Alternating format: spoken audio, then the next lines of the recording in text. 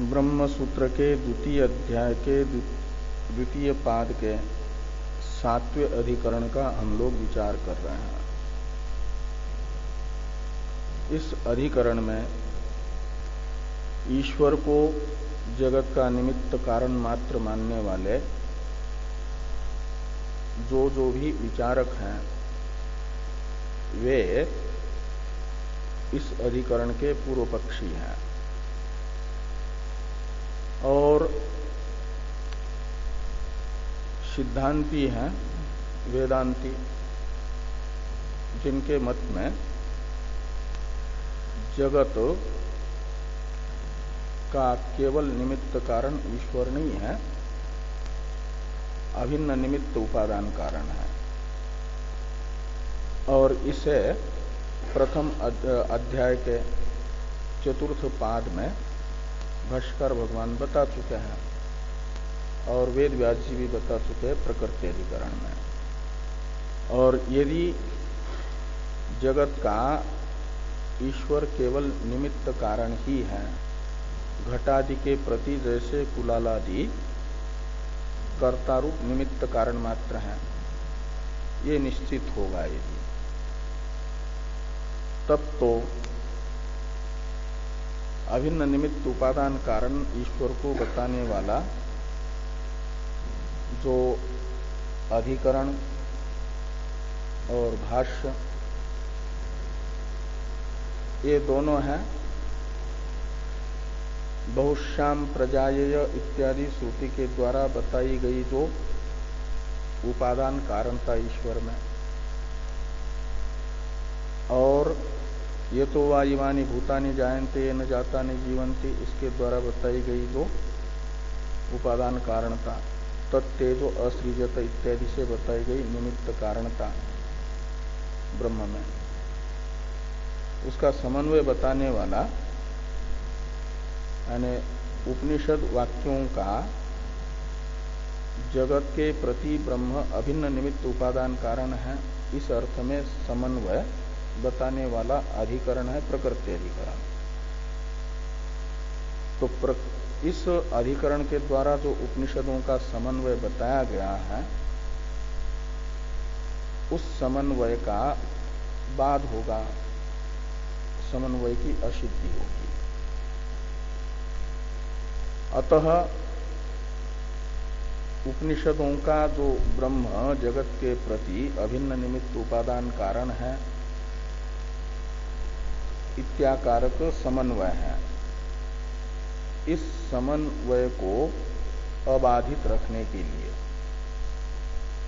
ये दिखाना आवश्यक है कि जगत के प्रति ईश्वर केवल निमित्त कारण है, यह मत अयुक्त है, ये बताना आवश्यक है। ये बताया जाएगा तभी वेदांत समन्वय अबाधित रूप से सिद्ध होगा। अतः इस अधिकरण में भाष्कर भगवान एवं वेद व्यास जी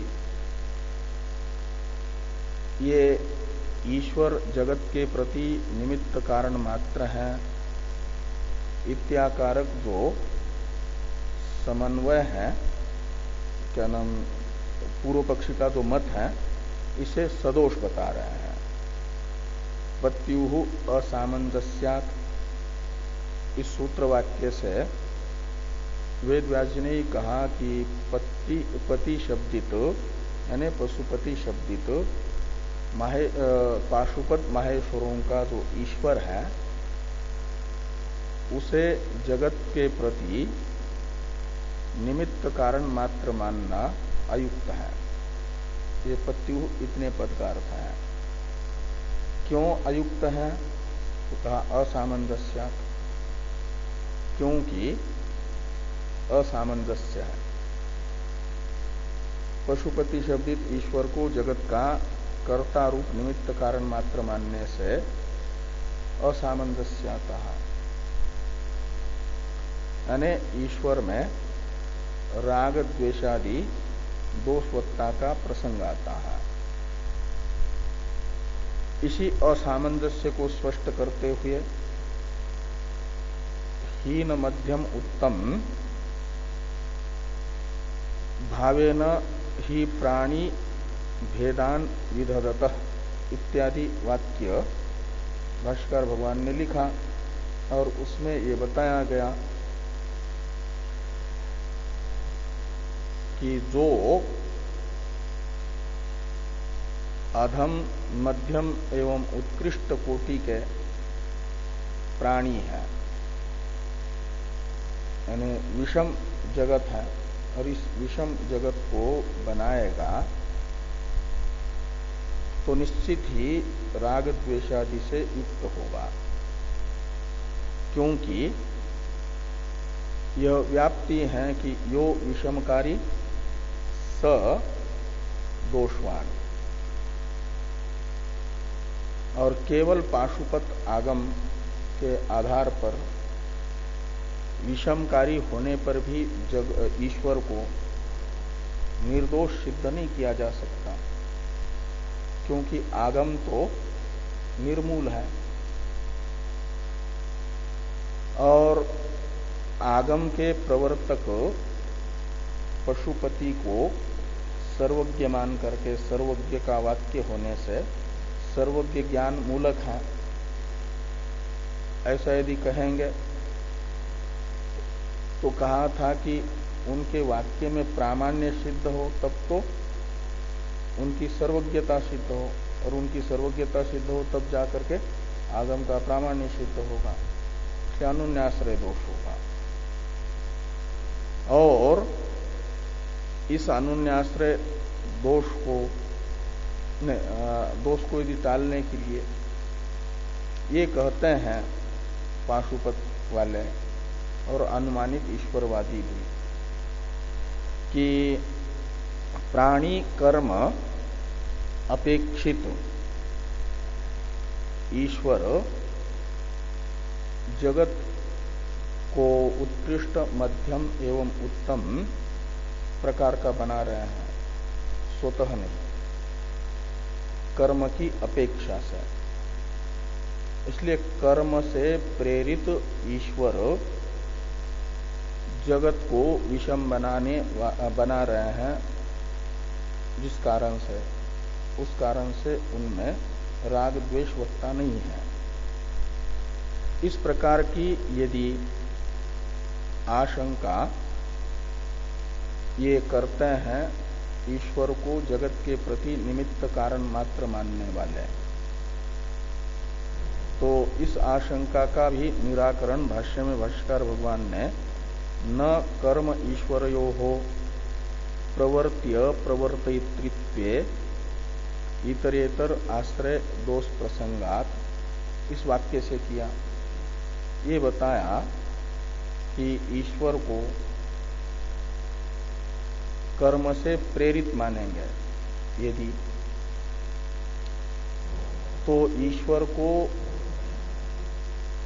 विषम जगत को बनाने की प्रेरणा देना कर्म के द्वारा स्वतः संभव नहीं है, क्योंकि कर्म जड़ है। तो जड़ कर्म ईश्वर का स्वतः प्रेरक नहीं बन पाएगा। जड़ में जो भी व्यापार दिखता है चेतन अधिष्ठित जड़ में दिखता है। रथादि स्वतः गमनादि नहीं करते, चेतन रथी से अधिष्ठित होकर के, चेतन अश्वादि से अधिष्ठित होकर के जड़ अश्वादि में गमनादि रूप क्रिया दिखती है। ऐसे जड़ कर्म स्वतः प्रेरक नहीं बन पाएगा ईश्वर का, उसे प्रेरणा देने वाला कोई न कोई चेतन स्वीकार करना पड़ेगा। वह चेतन कौन होगा? तो यदि पूर्व पक्षी कहेंगे कि ईश्वर ही, जीव को यदि मानते हैं चेतन, वह प्रेरणा देगा कर्म को, ईश्वर को अपना फल देने के लिए, वो प्रेरित करने के लिए जीव कर्म को प्रेरित करेगा। तो जीव तो जानबूझ करके अपने द्वारा किए गए पाप कर्मों का फल भोगने के लिए पाप का प्रेरक क्यों होगा? स्वयं जानबूझ करके कोई भी बुद्धिमान अपने दुख के निमित्त को प्रेरित नहीं करता। इसलिए जीव यदि प्रेरक मानेंगे तो पुण्य का प्रेरक तो हो सकता है, पाप का प्रेरक नहीं हो पाएगा। तो मानना पड़ेगा कोई न कोई ऐसा निरपेक्ष ही प्रेरक है। तो वो निरपेक्ष को यानी राग द्वेषादि से रहित ऐसा बिल्कुल तटस्थ व्यक्ति कोई प्रेरक है।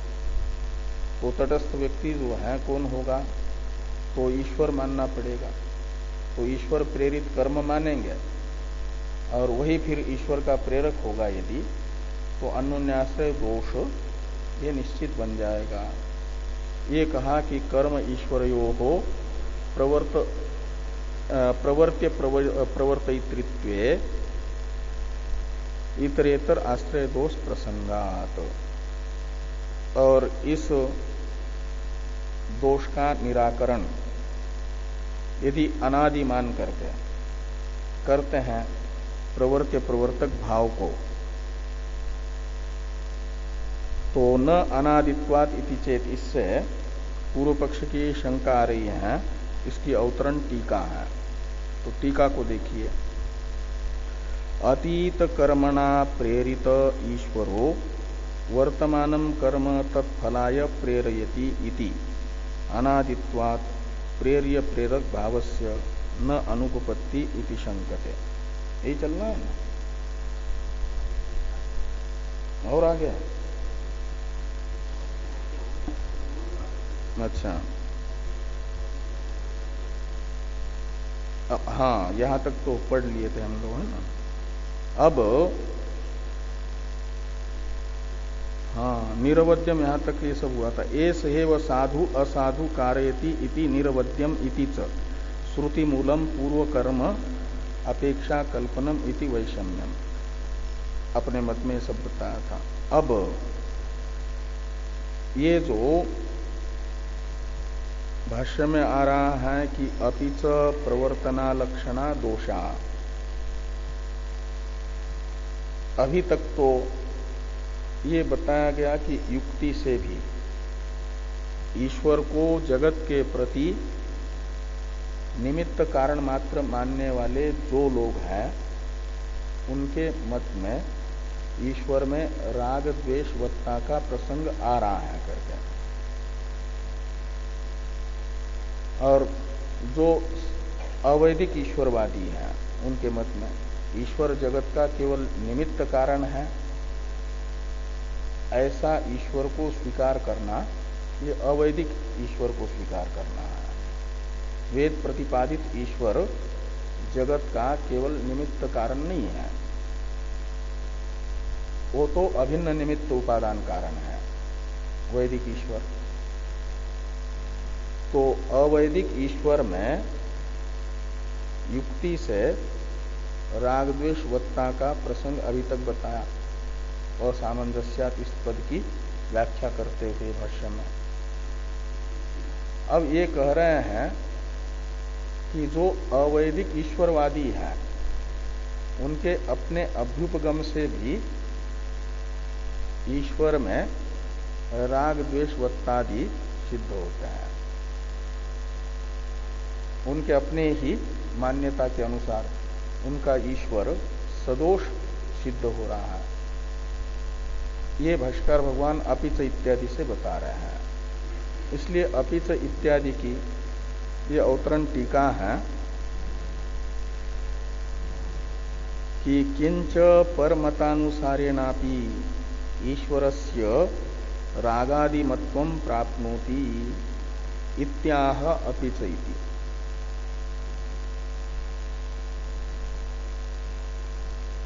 तो पर मतानुसारेण में पर शब्द से लेना अवैदिक ईश्वरवादी, जगत के प्रति ईश्वर को केवल निमित्त कारण मानने वाले, जगत का कर्ता मात्र मानने वाले, वे हैं। गौतम भी स्वयं इसी कोटि में आते हैं, न्याय सूत्र के रचयिता। और उनके मतानुसार भी ईश्वर रागादि मान ही सिद्ध हो रहा है, रागादि दोष प्राप्त हो रहे हैं ईश्वर में। इस अभिप्राय से ये भाष्य वाक्य है कि अपिच प्रवर्तना लक्षणा दोषा इति न्यायविद समय। समय शब्द का अर्थ है सिद्धांत। तो न्यायविद समय का अर्थ हुआ न्यायविद का सिद्धांत। और न्यायविद में न्याय शब्द से लेना न्याय दर्शन, जो 6 आस्तिक दर्शन है उसमें प्रथम दर्शन है न्याय, द्वितीय दर्शन है वैशेषिक, फिर सांख्य, योग, पूर्व मीमांसा, उत्तर मीमांसा। उत्तर मीमांसा है ब्रह्म सूत्र, पूर्व मीमांसा है 12 अध्यायी जयमिनी जी के द्वारा रचित, और योग तो पतंजलि जी का योग दर्शन, सांख्य कपिल, और वैशेषिक तो ही हैं कनाद जी, और न्याय के रचयिता गौतम। इसलिए न्याय सूत्र दिया, ये प्रथम अध्याय के प्रथम पाद का 18वां सूत्र, नंबर भी दिया हुआ है। तो ये जो प्रवर्तना लक्षणा दोषा ये सूत्र हैं गौतम जी के द्वारा रचित, न्याय सूत्र के रचयिता हैं गौतम जी। उन्हें यहां पर न्यायविद शब्द से कहा जा रहा है, यानी न्याय का अर्थ होता है न्याय नामक दर्शन में प्रतिपादित पदार्थ, उनके जो पदार्थ हैं प्रमाण प्रमेय आदि, और उन पदार्थों के वेत्ता। उन पदार्थों को अच्छी तरह से जानेंगे तब तो उन पदार्थों के प्रतिपादक सूत्रों की रचना कर पाएंगे। इसलिए वे हैं न्यायविद, यानी न्याय दर्शन में प्रतिपादित अर्थों के ज्ञाता। और उनका सिद्धांत है, क्या सिद्धांत है कि प्रवर्तना लक्षणा दोषा,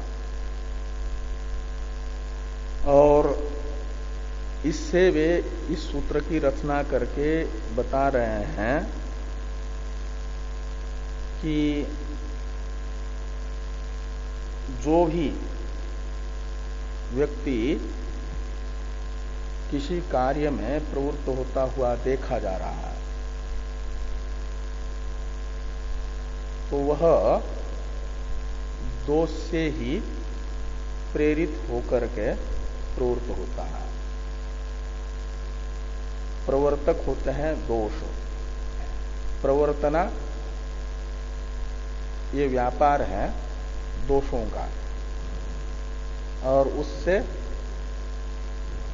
यानी कार्यम दृष्टवा कारणम अनुमीयते, धूम को देखते हैं तो वन्नी का अनुमान होता है, वन्नी लक्षित होता है।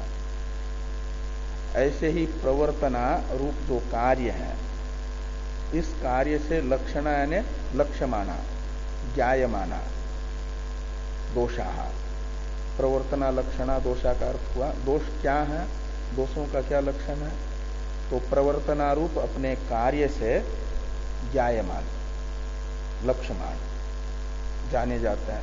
लक्षणा शब्द का यहां पर अर्थ है जाने जा रहे हैं, जो जिनको जाना जाता है। तो प्रवर्तनारूपी कार्य से अनुमेय होते हैं दोष।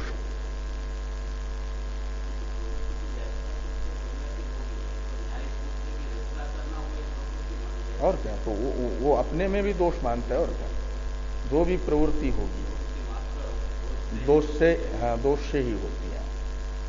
प्रवृत्ति मात्र का निमित्त दोष है, तो दोष प्रयुक्त ही प्रवृत्ति होती है। ऐसा इस सूत्र की रचना करके गौतम जी कहते हैं। तो प्रवर्तना लक्षणा दोषा इति न्यायवित समय यानी सिद्धांत। और उनका यह सिद्धांत ही ये बता रहा है कि जगत की रचना करने के लिए जो प्रवृत्त हो रहा है उसके अंदर दोष है, बिना दोष के कोई प्रवृत्ति नहीं होती है। और वो प्रवृत्त हो रहा है इस जगत को बनाने के लिए, और वो भी विषम जगत को, और जगत को बनाना जैसा महान प्रयास सिद्ध कार्य कर रहा है, मतलब खूब दोष है उसमें, दोष सिद्ध होगा।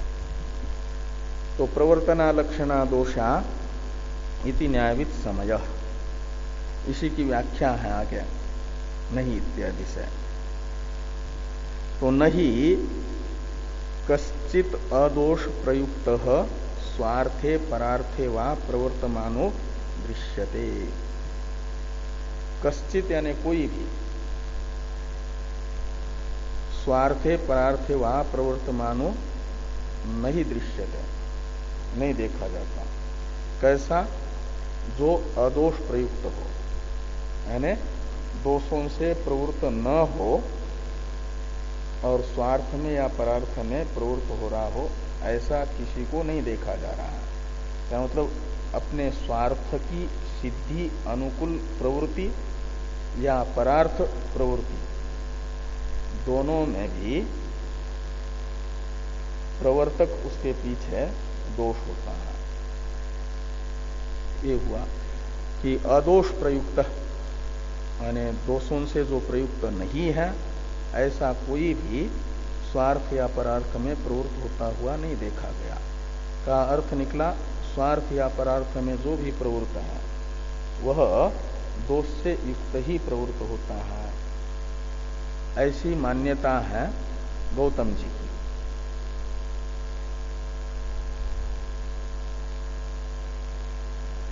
और स्वार्थ और परार्थ में पहले स्वार्थ में प्रवृत्ति होती है,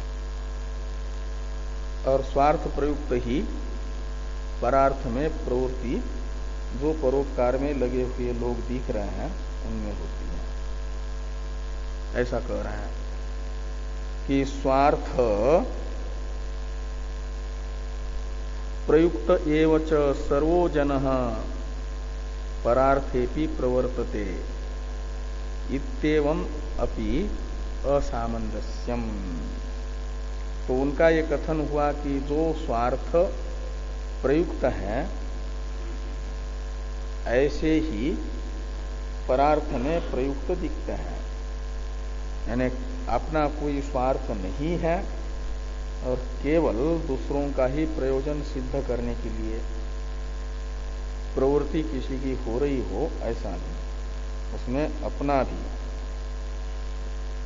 प्रयोजन होता है मूल में। उसे टीकाकार और स्पष्ट कर रहे हैं। यदि कोई ऐसा ये करें, अनुमान वगैरह सब बता रहे, इन शब्दों से निकला हुआ जो अनुमान है।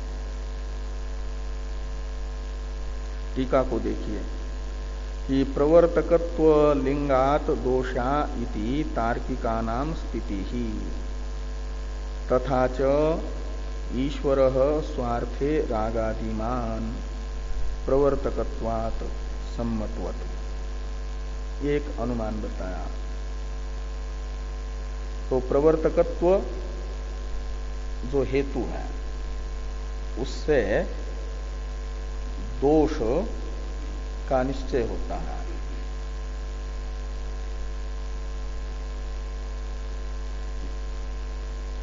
तो इति तार्किका नाम स्थिति यानी सिद्धांत है, निश्चय है। तो ये बता रहे हैं कि ईश्वर स्वार्थे रागादिमान प्रवर्तकत्वात् सम्मतवत्। ईश्वर पक्ष है, स्वयं का प्रयोजन विषयक रागादि, स्वयं के प्रयोजन विषयक रागादि ये है साध्य, और प्रवर्तकत्व है हेतु, सम्मत दृष्टांत है।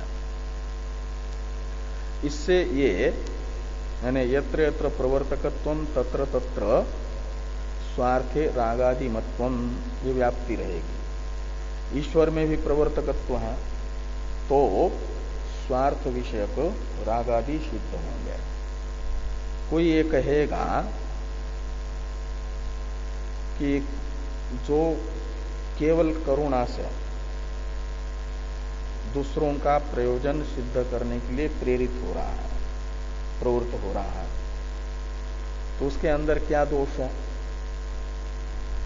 तो उसके अंदर तो फिर प्रवर्तकत्व को तो दिख रहा है, लेकिन राग आदि दोष नहीं है, इसलिए ये प्रवर्तकत्व हेतु व्यभिचारी होगा दोष का। इस प्रकार की यदि कोई शंका करता है तो इस आशंका का निराकरण कर रहे हैं कि न च कारुणिके व्यभिचार, जो कारुणिक है, करुणा से युक्त है और केवल करुणा से प्रेरित होकर के दूसरे के प्रयोजन में लगा हुआ है, प्रवृत्त हुआ है, तो उसमें व्यभिचार होगा, ये नहीं कहा जा सकता। वह भी कहते हैं अपने दुख की निवृत्ति के लिए ही प्रवृत्त हो रहा है। दूसरे के दुख को देख करके करुणावान व्यक्ति के हृदय में दुख होता है और उस दुख को दूर करने के लिए वो अपने दुख के विषय में तो द्वेष है और वो अपने अंतःकरण में रखना नहीं चाहता, हृदय में रखना नहीं चाहता। दूसरे के दुख को देख करके जो अपने हृदय में हुआ दुख, उस दुख विषयक द्वेष से प्रेरित होकर के उस दुख का जो निमित्त है वो जब तक रहेगा तब तक वो दुख बना रहेगा। और स्वयं के दुख का निमित्त है करुणावान पुरुष के हृदय में क्यों दुख हुआ है, तो दूसरों का दुख देखा नहीं जा रहा, तो दूसरों का दुख दर्शन ये है निमित्त। और वो दूसरों का दुख तब तक दिखता ही रहेगा जब तक दूसरों में दुख रहेगा, तो इसलिए दूसरों के दुख को हटाने के लिए प्रवृत्त हो रहा, क्योंकि दूसरों के दुख दर्शन से स्वयं दुखी हो रहा है। तो ये कह रहे हैं कि पर दुख प्रयुक्त स्वदुख निवृत्त्यर्थम, दूसरे का दुख हुआ इसके दुख का निमित्त और इस दुख की निवृत्ति के लिए उसकी प्रवृत्ति देखी जा रही है। तो ये कह रहे हैं कि पर दुख प्रयुक्त दुख निवृत्त्यर्थित्वात् तस्य, तस्य यानी कारुणिकस्य, इसलिए प्रवर्तकत्व हेतु जो है व्यभिचारी हेतु नहीं है।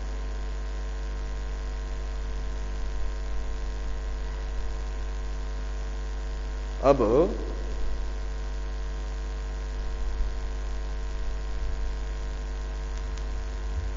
थोड़ा भाष्य में ही देखिए कि स्वार्थ प्रयुक्त एवच सर्वजन परार्थेपि प्रवर्तते इत्येवं अपि असामंजस्यम। और ईश्वर यदि कर्म को प्रेरित कर रहा है, कर्म प्रवर्तकत्व तो मानेंगे ईश्वर में, और परमाणु आदि को द्वेनुकादि रूप से संयुक्त होने के लिए प्रेरणा दे रहा है ईश्वर, ऐसा मानेंगे परमाणु आदि का प्रेरक ईश्वर को, तो वह ईश्वर प्रवर्तक होने से माना जाएगा कि प्रवर्तकत्व के व्यापक रागादि दोष से भी युक्त है। और स्वार्थत्वात्, तो ईश्वर में भी स्वार्थ यानी स्वप्रयोजन सिद्ध हुआ, तो जीव भी स्वार्थी, ईश्वर भी स्वार्थी, तो स्वार्थवत्वात् ईश्वरस्यापि अनिश्वरत्व प्रसंगात्, जीव के तरह ही अनिश्वर बन जाएगा। का मतलब जो वेद प्रतिपादित नहीं है, वेद बाह्य ईश्वर की कल्पना है, वह उन्हीं के अनुसार, उनके अपने सिद्धांत के अनुसार ही दोषवान ईश्वर की कल्पना सिद्ध हो रही है। ये बात यहां पर बताई गई। अब भाष्य में जो अंतिम वाक्य है, पुरुष विशेषत्व अभ्युपगमाच्च ईश्वरस्य इत्यादि का अवतरण है टीका में। उदासीन प्रवर्तक इति च व्याहतम योगान प्रत्याह पुरुष इति।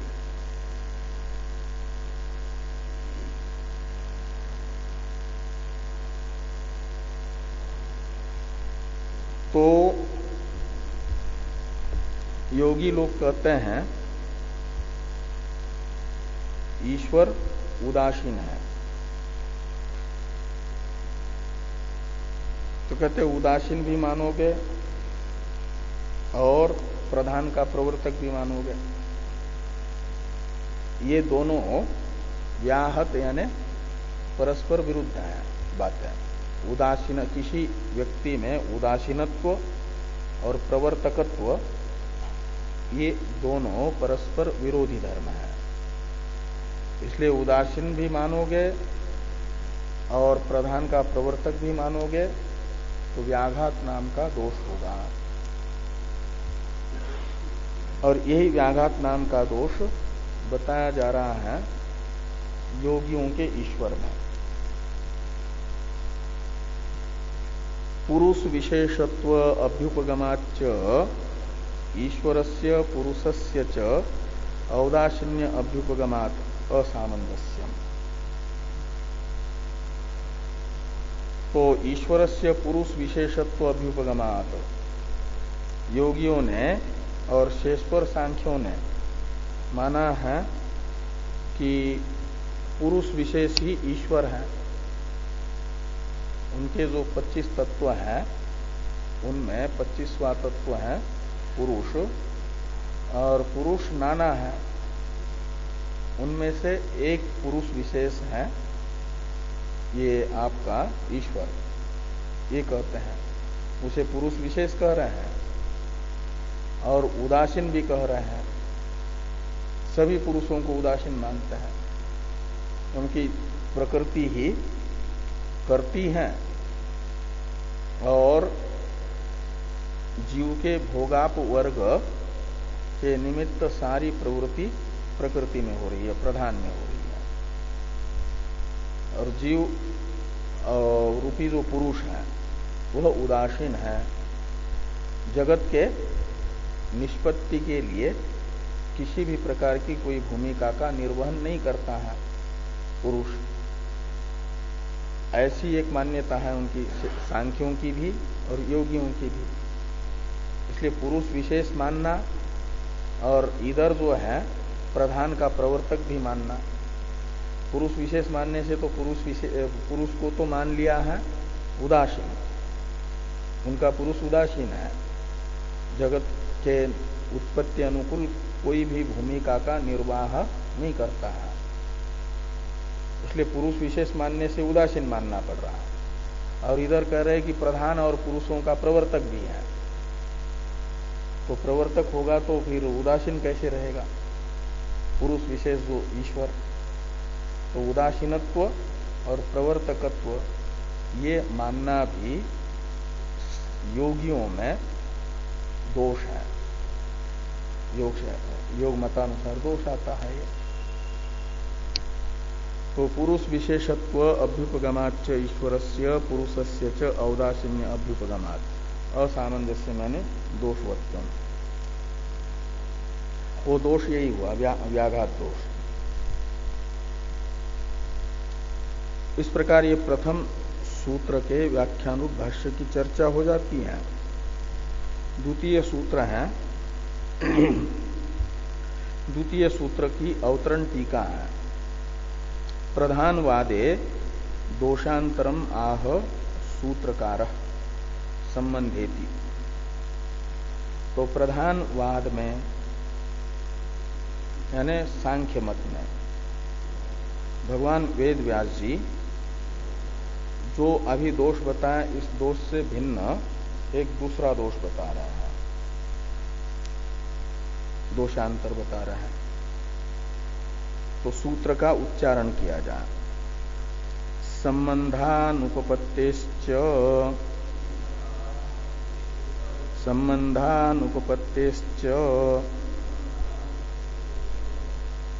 संबंध अनुपपत्ते है और च, ऐसे दो पद हैं।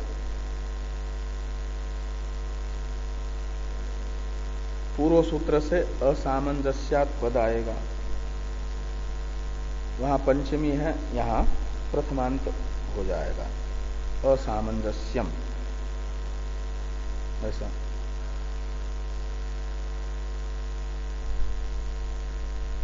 सांख्य मत में असामंजस्य पहले जो बताया पहले हेतुओं से वो तो है ही है, और भी असामंजस्य है, यानी दोषवत्ता है। वो अन्य दोष क्या है? प्रत्यय संबंध अनुपपत्ति से। फिर से असामंजस्य सांख्य मत में क्यों हो रहा है? तो संबंध की अनुपपत्ति होने से। ये कहते हैं कि पुरुष विशेष जो ईश्वर है उसे शेश्वर सांख्य प्रधान और पुरुष का प्रवर्तक मानना चाहते हैं। प्रधान का और पुरुष का प्रवर्तक ये ईश्वर है, शेश्वर सांख्यों का। लेकिन जिनका प्रवर्तक माना जा रहा है उनके साथ जब तक संबंध स्थापित नहीं होगा, कोई ना कोई संबंध नहीं बनेगा, संबंध की सिद्धि नहीं होगी यदि, तो प्रवर्त्य प्रवर्तक भाव नहीं बन पाएगा और प्रधान और पुरुष के साथ जीव के संबंध का निरूपण नहीं हो पाता। प्रधान और पुरुष के साथ जीव का, पुरुष कहते यानी जीव को पुरुष कह रहा है, यानी प्रधान तथा जीव के साथ ईश्वर का क्या संबंध बताएंगे? यदि संयोग संबंध बताते हैं तो कहते हैं संयोग संबंध होता है सावयव परिचिन्न पदार्थों में। ये तो व्यापक है ईश्वर और निरवयव है, इसलिए इनमें संयोग संबंध नहीं बनेगा और समवाय संबंध भी नहीं बनेगा। समवाय संबंध होता है अवयव अवयवी में या गुण गुणी में, क्रिया क्रियावान में, जाति जातिमान में। इनमें ऐसा भी नहीं है, अवयव अवयवी भाव भी नहीं है, गुण गुणी भाव भी नहीं है, इसलिए समवाय संबंध नहीं होगा। और दूसरा कोई संबंध भी संभव नहीं है। इसलिए कहते हैं कि ईश्वर का प्रधान और जीव के साथ संबंध असिद्ध होने से, अनुपपन्न होने से भी शेश्वर सांख्यों का ये जो मत है कि ईश्वर प्रधान और पुरुष का प्रवर्तक बन करके जगत के प्रति कर्तारूप निमित्त कारण बनता है, ये असामंजस्य है। इसी प्रकार का असामंजस्य यहां पर स्पष्ट कर रहे हैं भाष्यकार भगवान। भाष्य को देखिए तो पुनरपि असामंजस्यम एव, शेश्वर सांख्यों के मत में और भी असामंजस्य है। क्या? तो कहते नहीं प्रधान पुरुष व्यतिरिक्त ईश्वरो अंतरेण संबंधम प्रधान पुरुषयो ईशिता।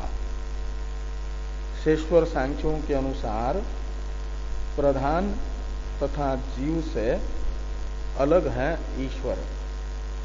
इन तीनों की अपनी अपनी अलग अलग सत्ता है, स्वतंत्र है। तो प्रधान और पुरुष से अन्य जो ईश्वर है वह प्रधान और पुरुष का प्रवर्तक है, ईशिता है, नियामक है, ये कहते हैं। लेकिन कहते हैं प्रधान और पुरुष से भिन्न ईश्वर को प्रधान और पुरुष का नियामक बनने के लिए आवश्यक है उनके साथ कोई न कोई संबंध स्थापित करना। तो संबंधम अंतरेण ईशिता नहीं, यानी बन नहीं सकता ईश्वर इनका नियामक। इनके साथ कोई न कोई संबंध सिद्ध हो तभी ईश्वर को इनका नियामक बनाया जा सकता है। तो प्रसिद्ध जो संबंध है संयोग या समवाय संबंध, इन प्रसिद्ध संयोग और समवाय संबंध में से एक भी संबंध ईश्वर का प्रधान और पुरुष के साथ सिद्ध नहीं हो पाता। इसे कह रहे हैं कि न तावत संयोग लक्षण संबंध संभवति, प्रधान और पुरुष के साथ ईश्वर का संयोगात्मक संबंध नहीं बन पाएगा। क्यों नहीं हो पाएगा? तो कहते इसलिए कि प्रधान पुरुषेश्वराणाम सर्वगतत्वात् निरवयवत्वाच्च, ये दो हेतु बताए। प्रधान और पुरुष के साथ ईश्वर का संयोग संबंध इसलिए नहीं हो पाएगा कि ये तीनों के तीनों सर्वगत है, व्यापक है और निरवयव है। इसलिए निरवयव तथा सर्वगत जो होते हैं उनका संयोग संबंध नहीं बनता। और समवाय संबंध एक दो में से प्रसिद्ध संयोग नहीं बन पाया निरवयव होने से और व्यापक होने से, तो समवाय संबंध मान लो। ऐसा आग्रह यदि शेश्वर सांख्यों का होता है तो सिद्धांति कहते हैं कि नापि समवाय लक्षण संबंध, यानी प्रधान पुरुष और ईश्वर इनका आपस में समवाय रूप संबंध भी नहीं बन पाएगा। समवाय संबंध क्यों नहीं हो पाएगा? तो कहते आश्रय आश्रयी भाव अनिरूपणात्। जो आश्रय आश्रयी होते हैं, आधार आधेय होते हैं, धर्म धर्मी होते हैं, उनमें ये संबंध बनता है। जैसे कपाल आश्रय है, घट आश्रयी है, अवयवी अवयवों में रहता है उनके यहाँ समवाय संबंध से। तो कपाल और घट में आश्रय आश्रयी भाव होने के कारण समवाय संबंध बना। घट और घट का जो रूप है ये दोनों गुण गुणी है, इसलिए घट का रूप घट में रह रहा है। तो घट है आश्रय, घट का रूप है आश्रयी। इनके आश्रय आश्रयी भाव का निरूपण होने से इनका आपस में समवाय संबंध बन जाता है। घट में है घटत्व जाति और घटत्व जाति है आश्रयी, उसका आश्रय है घट, इसलिए उनमें आपस में समवाय संबंध बनेगा। तो समवाय संबंध बनने के लिए आवश्यक है आधार आधेय भाव का प्रतिपादन, ज्ञापन। लेकिन कहते हैं कि यहां तो आश्रय आश्रयी भाव अनिरूपणात्, प्रधान पुरुष और ईश्वर तीनों के तीनों स्वतंत्र सत्ता वाले होने से इनमें से न तो कोई किसी का आश्रय है न तो आश्रित है कोई। आश्रय आश्रयी भाव नहीं है। ये नहीं कि ईश्वर आश्रय है और प्रधान और पुरुष आश्रयी है, जैसे घट और घट का रूप, ऐसा न होने से ये नहीं, क्या नाम, समवाय संबंध भी नहीं मान सकते। तो नापि समवाय लक्षण संबंध। ऐसा क्यों? तो कहते सांख्यों के अनुसार प्रधान और जीव ईश्वर आश्रित नहीं है, ईश्वर इनका आश्रय नहीं है, इनका आश्रय आश्रयी भाव अप्रतिपादित है, सांख्यों के द्वारा अनिरूपित है।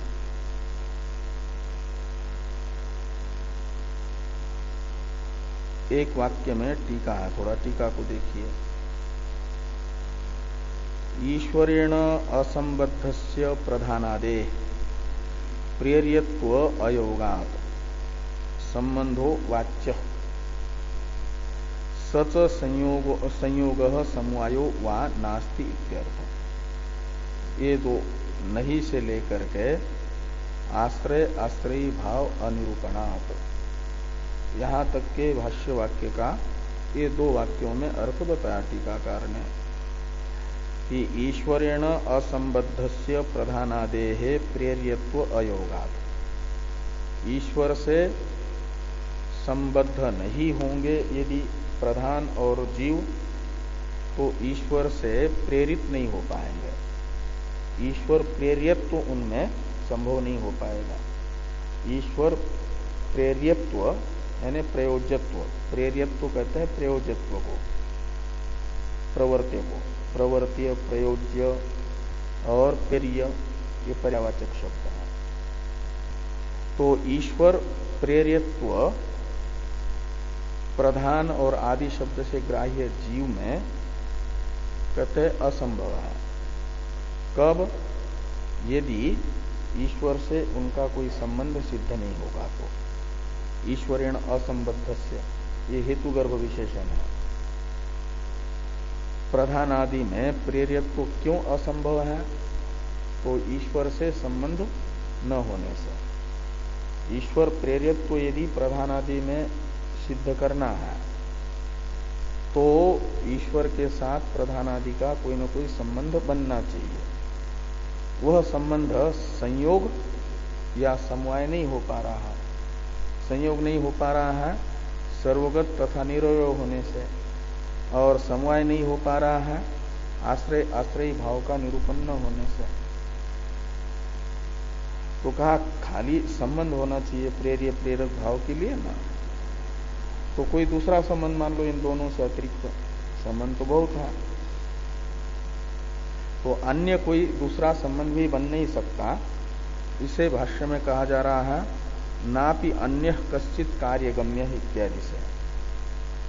इस भाष्य वाक्य की अवतरण टीका है कार्यबलात् प्रेरण योग्यत्वाख्य संबंध कल्प्यताम इत्यत आह नापि अन्य।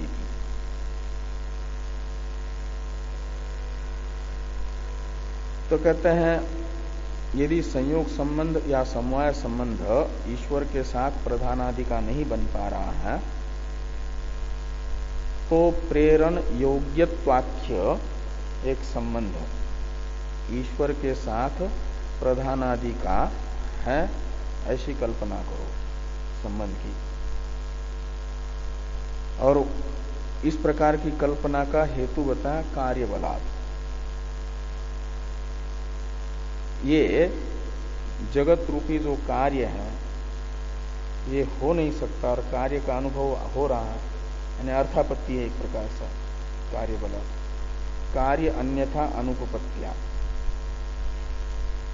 ईश्वर प्रधान को महदादि कार्यों के निर्माण में प्रवृत्त कर रहा है, क्योंकि कार्य का तो हो रहा है अनुभव, और अनुभव में आने वाले कार्य की अन्यथा अनुपपत्ति रूप जो अर्थापत्ति प्रमाण है, इस अर्थापत्ति प्रमाण के आधार पर प्रेरण योग्यत्वाख्य संबंध की कल्पना करो ईश्वर के साथ प्रधानादि के संबंध की। इस प्रकार सांख्य यदि कहते हैं तो सिद्धांति कह रहे हैं इस प्रकार के संबंध की कल्पना नहीं की जा सकती। नापि अन्य कश्चित कार्यगम्य संबंध शक्यते कल्पयितुम, कार्य अन्यथा अनुपपत्तिया। जैसे दिन में न खाते हुए देवदत्त का पीनत्व अनुभव में आ रहा है, दिख रहा है, तो रात्रि भोजन के बिना अनुत्पन्न होकर के रात्रि भोजन की कल्पना की जाती है। जो दिन में न खाते हुए भी हृष्ट पुष्ट है यदि, तो निश्चित ही रात में खाता होगा, ऐसा निश्चय करते हैं। ऐसे ही कार्यगम्य किसी अन्य संबंध की कल्पना की जा, ये जो सांख्य कह रहे हैं तो ऐसी की नहीं जा सकती, कह रहा है। ना भी अन्य कश्चित कार्यगम्य संबंध शक्यते कल्पयितुम। क्यों? कहते हैं कार्य कारण भावस्यैव अद्यापि असिद्धत्वात्। अभी तो प्रधान और जगत इनके कार्य कारण भाव का निर्धारण हो, तब तो प्रधान का कार्य जो जगत है वह ईश्वर की प्रेरणा के बिना, प्रधान स्वयं जड़ है और वह जड़ की महदादि रूप से परिणत होने के लिए स्वतः प्रवृत्ति नहीं हो पाएगी, इसलिए उसको चेतन के प्रेरणा की जरूरत है। ये तब कहा जा सकता है जब प्रधान और जगत इनके कार्य कारण भाव का निर्धारण हो, और तब कार्य बलात् ईश्वर प्रेरित प्रधान महदादि रूप से परिणत होने के लिए प्रेरित हो रहा है, ईश्वर उसका प्रेरक है, ऐसी कल्पना की जा सकती है। पहले कार्य कारण भाव का तो निर्धारण हो जाए, लेकिन अभी तो यही निश्चय ये किया जा रहा है, विवाद हो रहा है कि जगत का कारण जड़ प्रधान है या चेतन ब्रह्म है। सांख्य कह रहे हैं कि प्रधान है जगत का कारण, और सिद्धांति कह रहे हैं कि ब्रह्म है। इसलिए प्रधान और जगत के कार्य कारण भाव का ही अभी निर्धारण न होने से प्रधान का कार्य जगत, अन्यथा अनुपपत्या प्रधान में ईश्वर प्रेरण योग्यत्वाख्य ईश्वर के साथ संबंध है, ये नहीं कहा जा सकता। यदि वादी प्रतिवादी दोनों भी इस अर्थ में सम्मत हो जाए कि प्रधान का कार्य जगत है, तब तो ये कल्पना की जा सकती है। जैसे देवदत्त का पीनत्व भोजन का कार्य है, बिना भोजन के पीनत्व नहीं देखा जाता, और ये कहा जा रहा है कि दिन में नहीं खाता है, तो निश्चित ही रात में भोजन करेगा तभी पीन होगा वो, अन्यथा नहीं। क्योंकि पीनत्व और भोजन इसका कार्य कारण भाव निश्चित है, अन्वय सहचार विपरीत सहचार से। तो कार्य को देख करके कारण का अनुमान किया जाता है। ऐसे प्रधान और जगत इनके कार्य कारण भाव का पहले निर्धारण हो जाए, तब तो प्रधान का कार्य जगत ईश्वर के प्रेरणा के बिना अनुपपन्न है, इसलिए ईश्वर में और प्रधान में प्रेरण योग्यत्व रूप संबंध की कल्पना की जाए, ये कह सकते हैं। इस अभिप्राय से लिखा भाष्यकार भगवान ने कि नापि अन्य कश्चित कार्यगम्य संबंध शक्यते कल्पयितुम कार्य कारण भावस्यैव अद्यापि असिद्धत्वात्।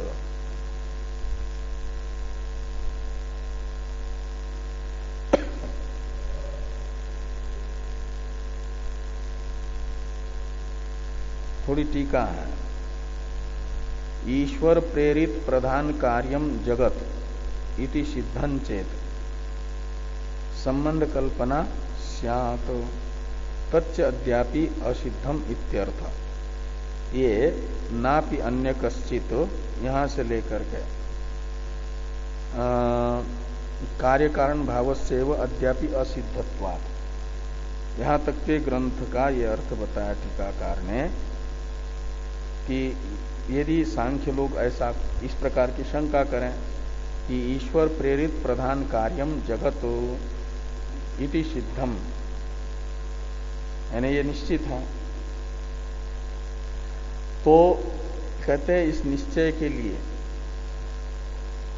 प्रधान और ईश्वर इन दोनों में संबंध की कल्पना आवश्यक है।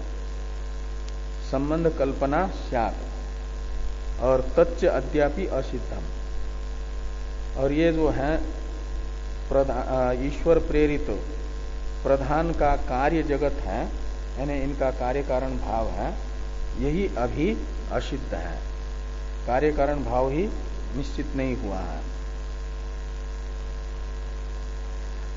और वेदांति के यहां तो